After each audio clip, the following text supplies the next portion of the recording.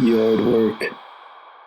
The old farmhouse sat isolated in the heart of a sprawling cornfield, and as the sun dipped below the horizon, it was swallowed by darkness. I was a farmer, and my life had always been entwined with the rhythms of nature.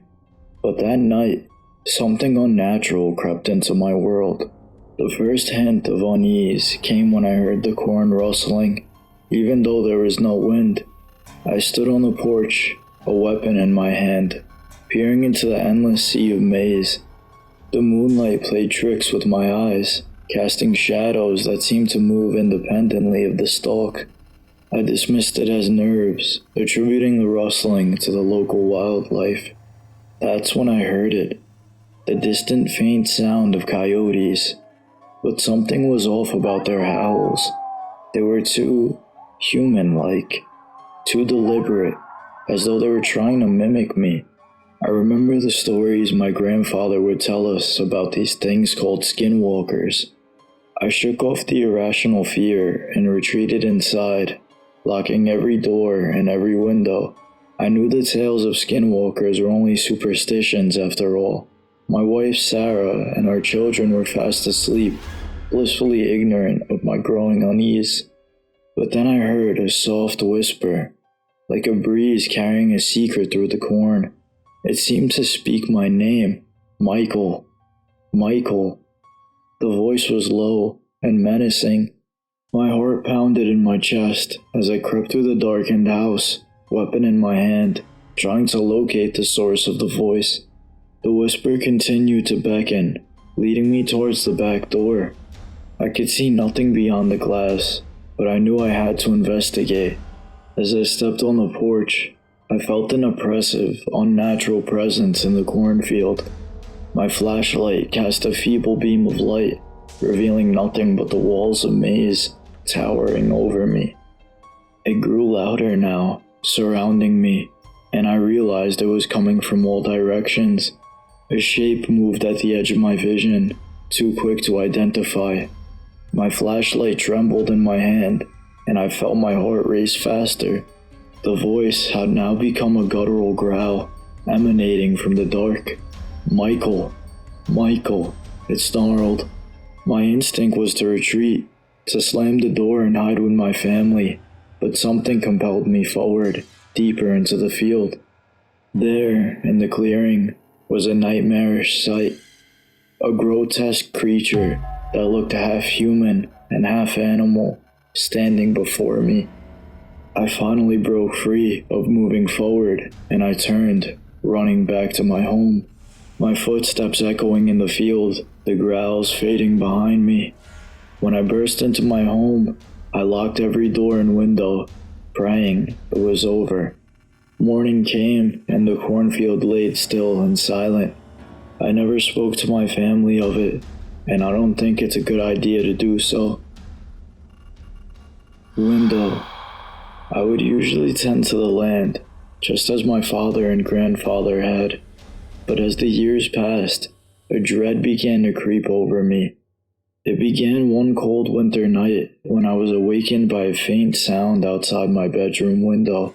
My eyes fluttered open, and I squinted through the darkness, trying to make sense of the strange noise.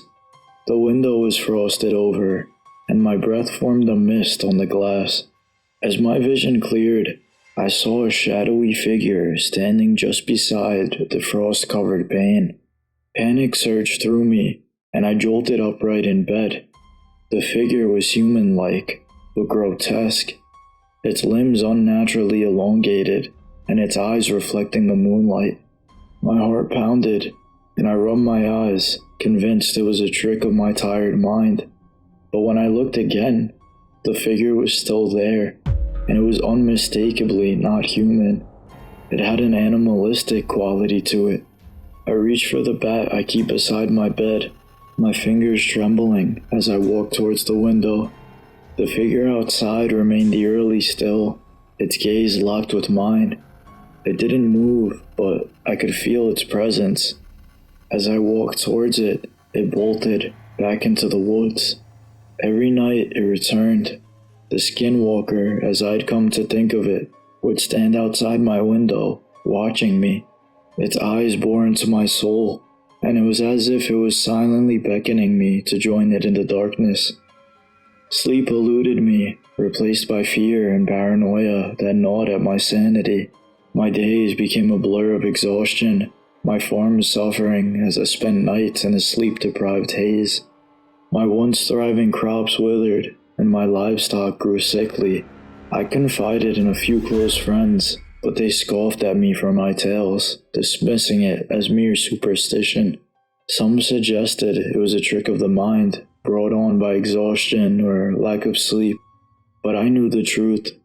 I'd seen the unnatural, and it was stalking me every night. My life had become a nightmare, a never-ending cycle of dread and sleepless nights. I could no longer bear the constant presence of the Skinwalker, and the farm I'd once loved became a prison of fear. I eventually decided to leave the farm for good, and gave it to a close friend of mine to look after it.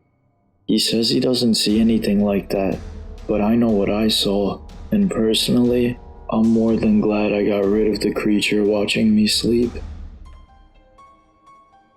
Livestock. I always check on the livestock in the barn. The horses are restless, their eyes wild with fear, and the cows were there with a chorus of distress. I brushed it off as a passing storm, but as I stepped outside, I felt an oppressive weight in the air. The only light came from the stars above. I moved towards the distant silhouette of the cornfield, and as I drew closer, I saw a figure, unnaturally tall and thin, standing amidst the swaying stalk.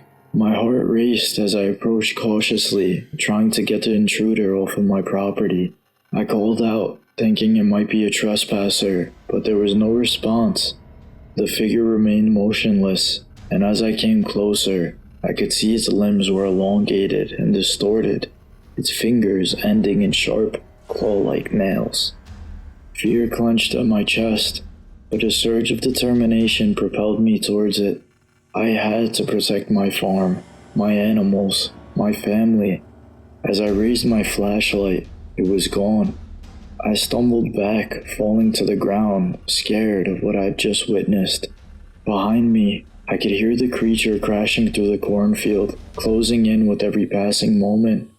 It was fast, too fast to be a coyote. The sound of its growls echoed in my ears, and as I reached the porch and threw myself inside, I slammed the door shut, just in time. The creature let out one final, mournful howl, and then there was silence. The night was still once more, as if the horror had never happened. I huddled in the darkened living room, peeking out the window for any sight of it, but nothing. Morning eventually came, and the sun's first rays bathed the farm in light. I ventured back outside, looking for the creature. Everything was undisturbed, and the livestock had calmed, but the memory of that night would never leave me.